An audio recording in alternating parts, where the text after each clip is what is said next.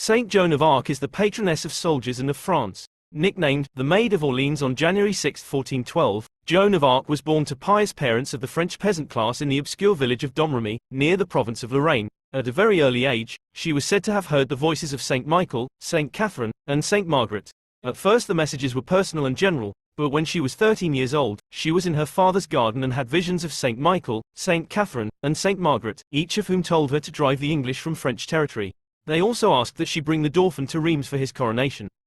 After their messages were delivered and the saints departed, Joan cried, as they were so beautiful. When she was 16 years old, she asked her relative, Durand Le Suisse, to take her to Vaucouleurs, where she petitioned Robert de Baudricourt, the garrison commander, for permission to visit the French royal court in Chinon. Despite Baudricourt's sarcastic response to her request, Joan returned the following January and left with the support of two of Baudricourt's soldiers, Jean de Metz and Bertrand de Poulengy. Jean de Metz admitted Joan had confided in him, saying, "I must be at the king's side. There will be no help if not from me. Although I would rather have remained spinning wool at my mother's side. Yet must I go and must I do this thing, for my lord wills that I do so." With Metz and Poulengy at her side, Joan met Baudricourt and predicted a military reversal at the Battle of Rouvray near Orléans, which were confirmed several days later by a messenger's report. When Baudricourt realized the distance of the battle's location and the time it would have taken Joan to make the journey, he concluded she had seen the reversal by divine revelation, which caused him to believe her words. Once she had Baudricourt's belief, Joan was granted an escort to Chinon through hostile Burgundian territory. For her safety, she was escorted while dressed as a male soldier, which later led to charges of cross-dressing, but her escorts viewed as a sound precaution. Two members of her escort confirmed they and the people of Vaucouleurs gave her the clothing and had been the ones to suggest she don the outfit. When she arrived in the royal court, she met in a private conference with Charles VII and won his trust. Yolande of Aragon, Charles's mother-in-law, planned a finance relief expedition to Orléans and Joan asked to travel with the army while wearing armor, which the royal government agreed to. They also provided Joan's armor and she depended on donations for everything she took with her. With a donated horse, sword, banner, armor, and more, Joan arrived to Orléans and quickly turned the Anglo-French conflict into a religious war. Charles's advisors worried Joan's claims of doing God's work could be twisted by his enemies, who could easily claim she was a sorceress, which would link his crown to works of the devil. To prevent accusations, the Dauphin ordered background inquiries and a theological exam at Poitiers to verify Joan's claims. In April 1429, the Commission of Inquiry declared her to be of irreproachable life, a good Christian, possessed of the virtues of humility, honesty and simplicity. Rather than deciding on whether or not Joan was acting on the basis of divine inspiration, theologians at Poitiers told the Dauphin there was a favorable presumption on the divine nature of her mission. Charles was satisfied with the report, but theologians reminded him Joan must be tested. They claimed, to doubt or abandon her without suspicion of evil would be to repudiate the Holy Spirit and to become unworthy of God's aid. They suggested her test should be a test of her claim to lift the siege of Orléans, as she originally predicted would happen.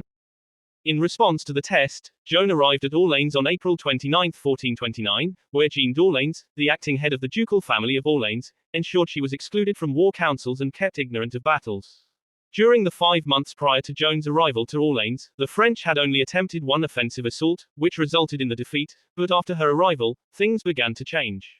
Though Joan claimed the army was always commanded by a nobleman and that she never killed anyone in battle since she preferred only to carry her banner, which she preferred 40 times better than a sword, several noblemen claimed she greatly affected the decisions since they accepted she gave divinely inspired advice.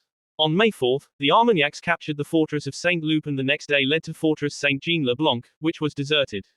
With Joan at the army's side, English troops approached the army to stop their advance, but a cavalry charge was all it took to turn the English away without a fight.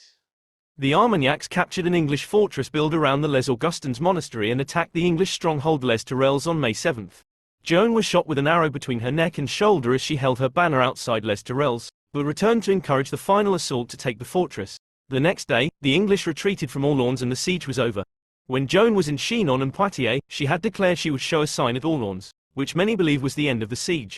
Following the departure of the English, prominent clergymen began to support her, including the Archbishop of Embrun and the theologian Jean Gerson, each of which wrote supportive treatises. After the Orléans victory, Joan was able to persuade Charles VII to allow her to march into other battles to reclaim cities, each of which ended in victory. When the military supplies began to dwindle, they reached Troyes, where Brother Richard, a wandering friar, had warned the city about the end of the world and was able to convince them to plant beans, which yields an early harvest. Just as the beans ripened, Joan and the army arrived and was able to restore their supplies. Following their march to Troyes, Joan and the French military made its way to Paris, where politicians failed to secure Duke Philip of Burgundy's agreement to a truce. Joan was present at the following battles and suffered a leg wound from a crossbow bolt. Despite one failed mission, taking La Charité-sur-Loire, Joan and her family were ennobled by Charles VII in reward of her actions on the battlefield. A truce with England came following Joan's ennoblement but was quickly broken. When Joan travelled to Compiègne to help defend against an English and Burgundian siege, she was captured by Burgundian troops and held for a ransom of 10,000 livres tournois. There were several attempts to free her and Joan made many escape attempts, including jumping from her 70-foot (21 meters) tower, landing on the soft earth of a dry moat, but to no avail. She was eventually sold to the English for 10,000 gold coins and was then tried as a heretic and witch in a trial that violated the legal process of the time. Clerical notary Nicolas Bailly, who was responsible to collect testimony against Joan, was unable to find any evidence against her. Without evidence, the courts lacked grounds to initiate trial, but one was opened anyway. They denied Joan the right to a legal advisor and filled the tribunal with pro-English clergy rather than meeting the medieval church's requirement to balance the group with impartial clerics. When the first public examination opened, Joan pointed out that the partisans were against her and she asked for ecclesiastics of the French side to provide balance, but her request was denied. Jean Lemaitre, the vice-inquisitor of northern France, objected to the trial from the beginning, and many eyewitnesses later reported he was forced to cooperate after the English threatened to kill him. Other members of the clergy were threatened when they refused as well, so the trial continued. The trial record includes statements from Joan that eyewitnesses later claimed astonished the court since she was an illiterate peasant who was able to escape theological traps. The most well-known exchange was when Joan was scared if she knew she was in God's grace. She answered, "If I am not, may God put me there. And if I am, may God so keep me." The question is a trap because the church doctrine was that no one could be certain of being in God's grace. If she answered yes, she would have been charged with heresy, but if she answered no, she would have been confessing her own guilt. Notary Bois Guillaume later testified that those who were interrogating her were stupefied. Many members of the tribunal later testified important parts of the transcript were altered. Joan was held in a secular prison guarded by English soldiers, instead of being in an ecclesiastical prison with nuns as her guards per inquisitorial guidelines. When Joan appealed to the Council of Basel and the Pope to be placed in a proper prison, Bishop Cauchon denied her request, which would have stopped his proceeding. While imprisoned, Joan wore military clothing so she could tie her clothing together, making it harder to be raped. There was no protection in a dress, and a few days after she started wearing one she told a tribunal member that a great English lord had entered her prison and tried to take her by force. Following the attempted rape, Joan returned to wearing male clothing as a precaution and to raise her defenses against molestation. Jean Massou testified her dress had been taken by the guards and she had nothing else to wear. When she returned to male clothing, she was given another count of heresy for cross-dressing, though it was later disputed by the inquisitor presiding over court appeals after the war. He found that cross-dressing should be evaluated based on context, including the use of clothing as protection against rape if it offered protection. In accordance to the inquisitor's doctrine, Joan would have been justified in wearing armor on a battlefield, men's clothing in prison and dressing as a page boy when traveling through enemy territory. The Chronique de la Pucelle states it deterred molestation when Joan was camped in the field, but she donned a dress when men's garments were unnecessary. Clergy who testified at the posthumous appellate trial confirmed that she wore male clothing in prison to deter molestation. Though the Poitiers record did not survive the test of time, Joan had referred the court to the Poitiers inquiry when questioned about her clothing, and circumstances indicate the Poitiers clerics approved the practice.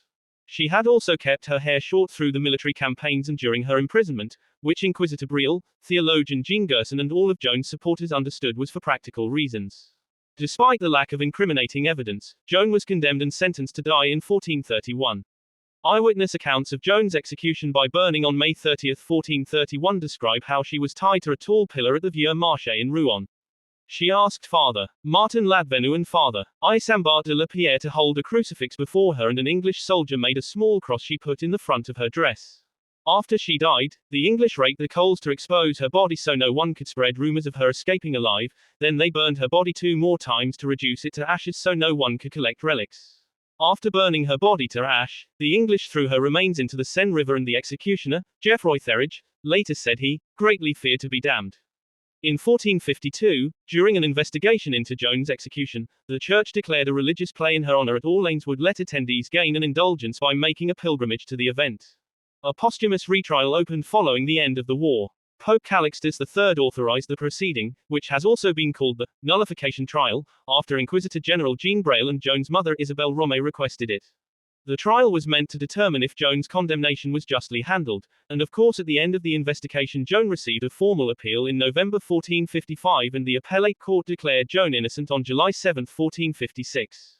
Joan of Arc was a symbol of the Catholic League during the 16th century, and when Félix Dupanloup was made Bishop of Orléans in 1849, he pronounced a panegyric on Joan of Arc and led efforts leading to Joan of Arc's beatification in 1909.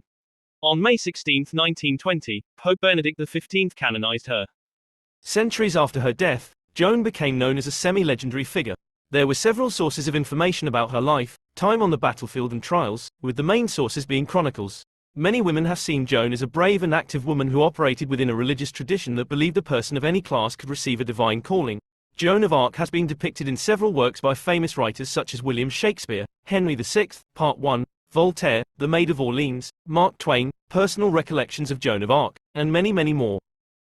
Saint Joan of Arc, pray for us.